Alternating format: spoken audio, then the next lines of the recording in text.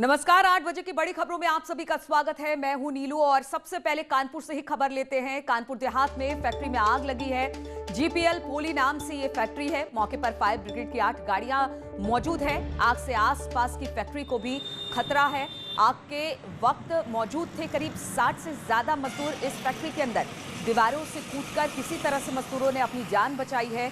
अकबरपुर कोतवाली इलाके के रनिया का ये पूरा मामला है, जहां पर ये फैक्ट्री स्थित थी। तो फैक्ट्री में उस वक्त 7 मजदूर मौजूद थे, लेकिन किसी तरह से जान बचाई गई है। अपनी उन्होंने बचाई है। इस पर बातचीत करने के लिए सौरभ हमारे साथ जुड़ गए हैं। सौरभ, किस तरह से लगी ये आग और फिलहाल मौके पर दमकल की गाड़ियां पहुंच चुकी हैं, वहां से क्या खबर मिल रही है?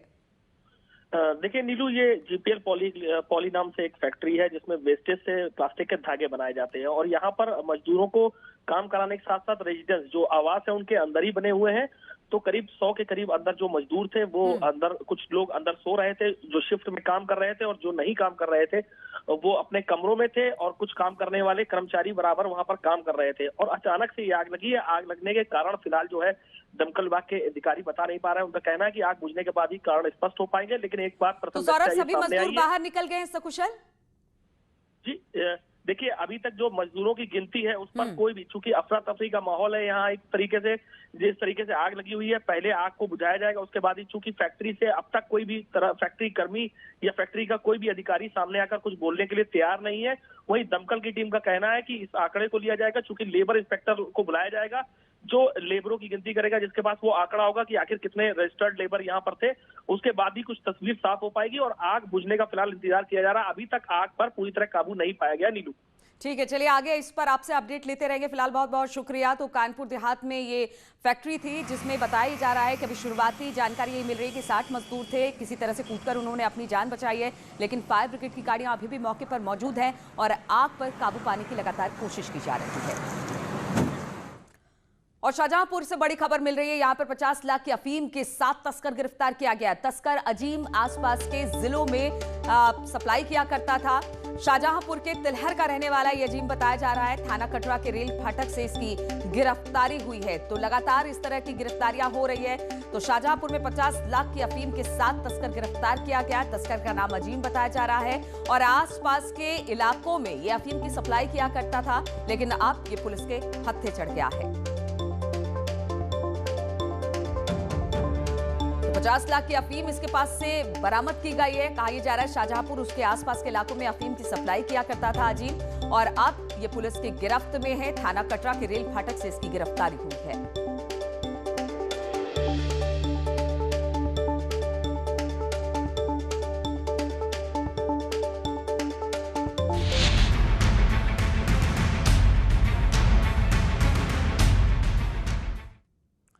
और आज से उत्तर प्रदेश में ओपीडी और आईपीडी सेवा शुरू हो रही है। कोरोना की दूसरी लहर आने के बाद सरकार अस्पतालों में ओपीडी सेवाएं बंद कर रखी थी। सरकार के इस फैसले से सामान्य मरीजों को अब बड़ी राहत मिलेगी।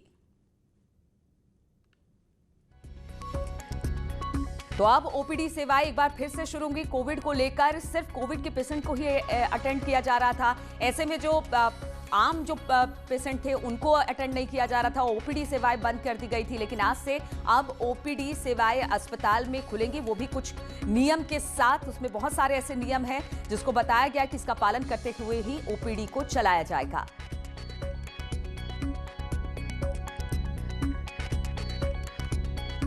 तो आज से प्रदेश भर में ओपीडी सेवा शुरू होगी। सामान्य मरीजों के लिए बड़ा फैसला लिया गया है। सरकारी अस्पतालों में ओपीडी सेवाएं शुरू किया जाएगा कोरोना प्रोटोकॉल का, लेकिन इस दौरान पालन करना पड़ेगा। ओपीडी में डॉक्टरों को दिखा सकेंगे जो सामान्य मरीज हैं। अलग सामान्य मरीजों को रखा जाएगा। साथ ही अस्पताल में एक फ्लू कॉर्नर और एक फीवर कॉर्नर भी बनाया गया है। कोविड सिम्टम वाले को यहीं से टेस्ट कराना होगा। दूसरे मरीजों से अलग रहेंगे ये कोविड सिम्टम वाले, सामान्य मरीजों से बिल्कुल अलग रहने वाले हैं और उनको सुविधाएं भी उसी तरह से दी जाएंगी। जिला अस्पतालों में आज से सर्जरी की सेवा भी शुरू हो रही है। उचित देखभाल के साथ सर्जरी होगी। कोविड की नेगेटिव रिपोर्ट के बाद ही सर्जरी को अंजाम दिया जाएगा।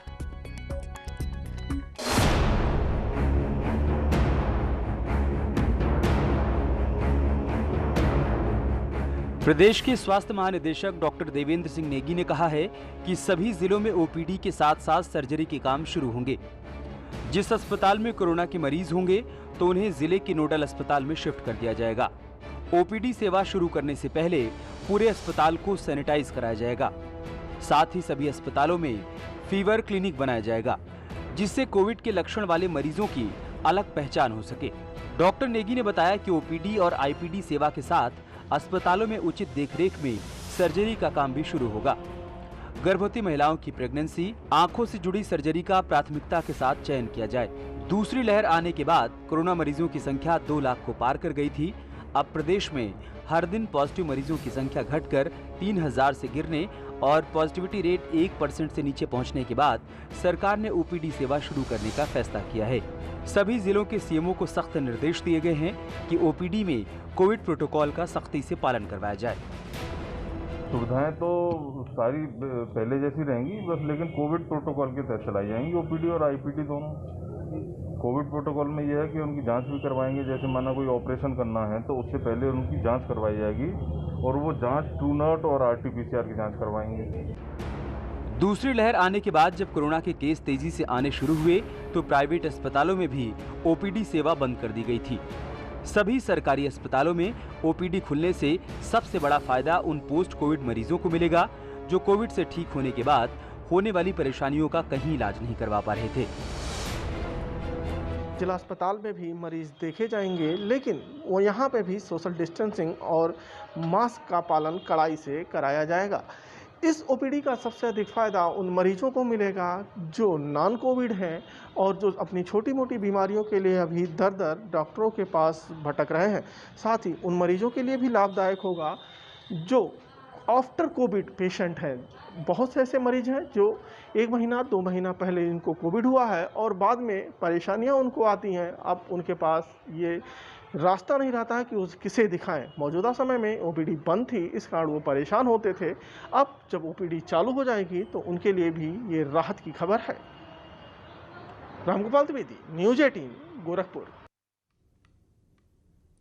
और आज से ही सीरो सर्वे की भी शुरुआत हो रही है। प्रदेश भर में अभियान के जरिए पता लगाने की कोशिश होगी कि कितने लोगों में कोरोना से लड़ने के लिए एंटीबॉडी बन चुकी है और सीरो सर्वे का काम स्वास्थ्य विभाग की टीम करेगी। आपको बता दें कि कोरोना की पहली लहर में भी कुछ ही जिलों में सीरो सर्वे हुआ था, लेकिन अब ये पूरे प्रदेश भर में कराया जाएगा।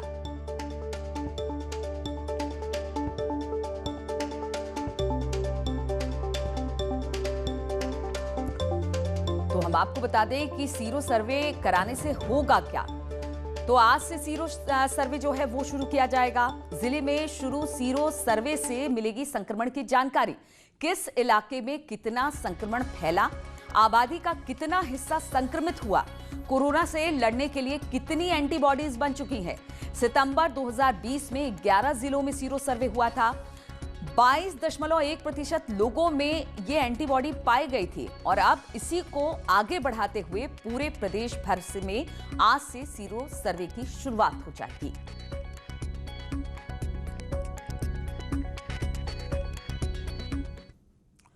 और कोरोना काल में आंवला ने किसानों और व्यापारियों की मुस्कान लौटा दी है। प्रतापगढ़ में अमृत फल के नाम से मशहूर आंवले ने व्यापारियों का बड़ा मुनाफा दिया है।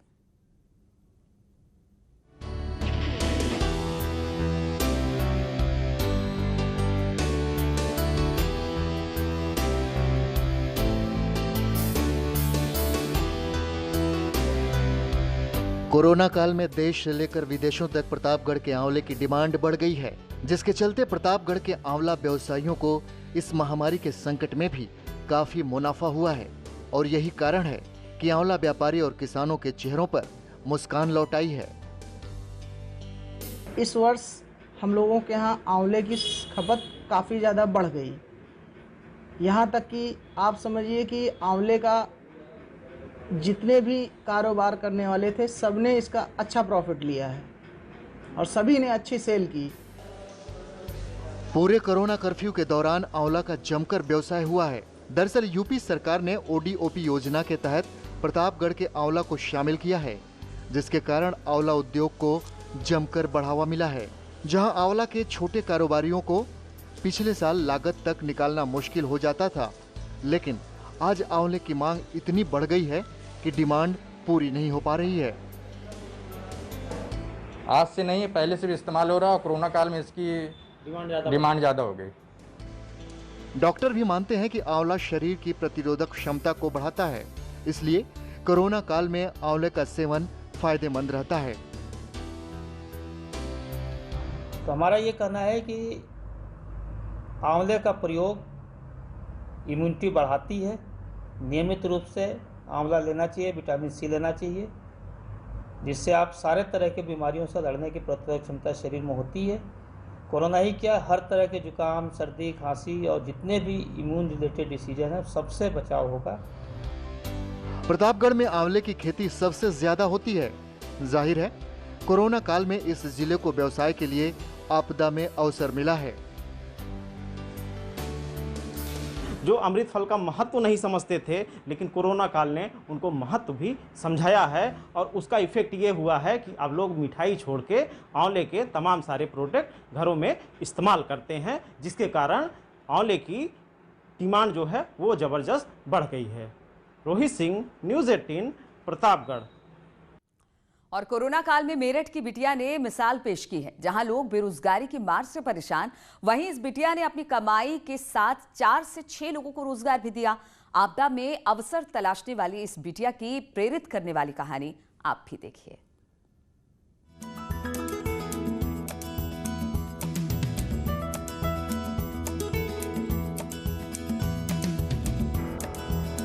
कोरोना काल में आपदा को अवसर में बदलने वाली ये हैं रूपल। अपनी मेहनत और लगन से इन्होंने महामारी में भी लाखों की कमाई की है।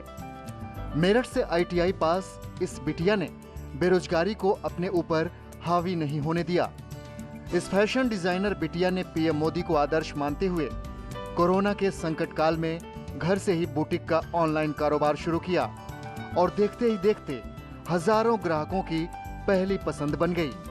यही नहीं, रूपल ने बुटीक में 6 लोगों को रोजगार भी दिया है।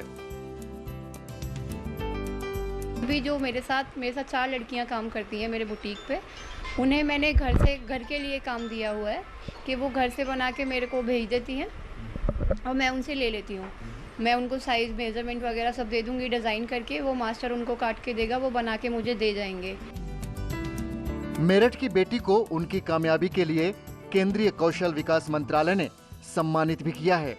2019 में ITI से फैशन डिजाइनिंग कोर्स करने के बाद रूपल ने कोरोना काल में अपना व्यापार शुरू किया और कोरोना काल में ही अपनी मेहनत से 70 से 80 हजार रुपए हर महीने की इनकम करने लगी। रूपल अपनी कामयाबी के पीछे PM मोदी की प्रेरणा को श्रेय दे रही हैं।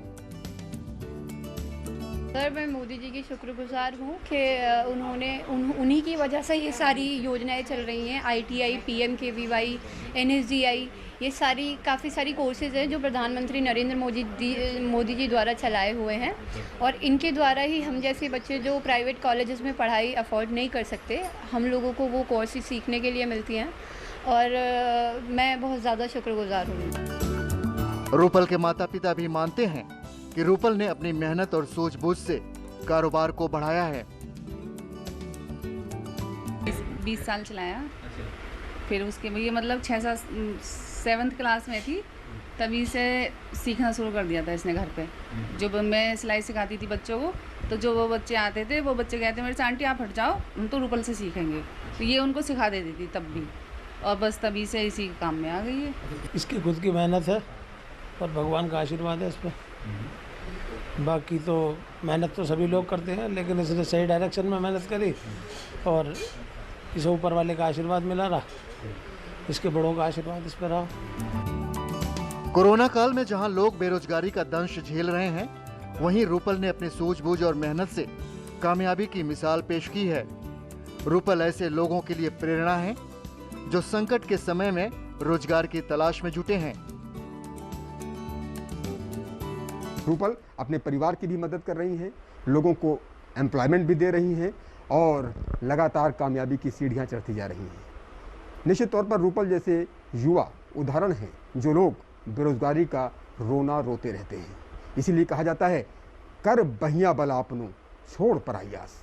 कैमरा पर्सन अभिषेक शर्मा के साथ उमेश श्रीवास्तव, न्यूज़ 18 मेरठ। नगरी प्रयागराज में गंगा की जलधारा इन दिनों बेहद प्रदूषित नजर आ रही है। बांधों में पानी छोड़े जाने और उत्तराखंड के पहाड़ों की बारिश से गंगा का जलस्तर तो बढ़ रहा है, लेकिन फाफामऊ घाट पर गंगा का जल हरे रंग का दिखाई दे रहा है। इसके साथ ही गंगा के जल में सफेद झाग भी दिखाई दे रहा है। हिंदुओं की आस्था का प्रतीक गंगा नदी के पानी के दूषित होने को लेकर लोगों की भी चिंता बढ़ गई है। बारिश और बांधों से पानी छोड़े जाने के चलते संगम नगरी प्रयागराज में गंगा नदी का जलस्तर लगातार बढ़ रहा है, लेकिन चिंताजनक बात यह है कि गंगा का जल जो है वो यहाँ पर गहरा हरा दिखाई दे रहा है। जैसा यहाँ पर पहले यमुना का जल दिखाई देता था, हालांकि इसको लोग स्वच्छ बता रहे हैं, लेकिन इसका जो रंग है वो हरा होता जा रहा है, आप देख सकते हैं। और यही रंग पहले यमुना का संगम में होता था और उस तरह का रंग होने को लेकर तमाम तरह के यहाँ पर कयास लगाए जा रहे हैं। ऐसा माना जा रहा है कि गंगा का जल जो है वो प्रदूषित हो रहा है, जिसकी वजह से इसका रंग यहाँ पर गहरा हरा होता जा रहा है। जल में ठहराव है, आप देख सकते हैं किस तरह यहाँ पर सफ़ेद बुलबुले और झाग भी दिखाई दे रहे हैं। और इसका पानी का जो जल स्तर है यहाँ पर वो भी आप देख रहे हैं कि लगातार बढ़ रहा है। लेकिन ये जो आप इसकी गंदगी देख रहे हैं, इसमें जो समाई हुई है, उसकी वजह से यहाँ पर जल अब स्वच्छ नहीं रह गया है, आचमन के योग्य नहीं रह गया है। और अगर बारिश होती है और इसी तरह जल बाहर से आता रहा तो निश्चित तौर पर और भी जल प्रदूषित होगा। तो प्रशासन को इस ओर भी ध्यान देना चाहिए कि गंगा में जो प्रदूषण बढ़ रहा है उसकी रोकथाम के लिए जल्द से जल्द कदम उठाए जाएं, ताकि गंगा को अविरल और निर्मल बनाया जा सके। केंद्र सरकार भी नमामि गंगे योजना के तहत लाखों करोड़ों रुपए खर्च कर रही है, लेकिन उसके बावजूद गंगा की जो दशा यहाँ फाफामऊ घाट पर है वो अपने आप में कई गंभीर सवाल खड़े कर रही है। कैमरा पर्सन संजू मिश्रा के साथ सर्वेश दुबे, न्यूज़ 18 प्रयागराज। और मथुरा में राधाकुंड चौकी क्षेत्र के नंगला कासोटिया रामनगर में महिला के फोन पर अश्लील मैसेजेस करने को लेकर दो पक्षों के बीच विवाद हो गया। दोनों पक्ष में जमकर लाठी डंडे चले। इसके बाद फायरिंग भी हुई है। फायरिंग में दो युवतियों के छर्रे लगे हैं। घटना की सूचना पर पहुंची पुलिस ने घायलों को इलाज के लिए अस्पताल में भर्ती करा दिया गया है, जहां डॉक्टरों ने गंभीर घायलों को मथुरा के निजी अस्पताल में रेफर कर दिया है। वहीं पुलिस का कहना है कि तहरीर मिलने पर मुकदमा दर्ज कर कार्रवाई की जाएगी।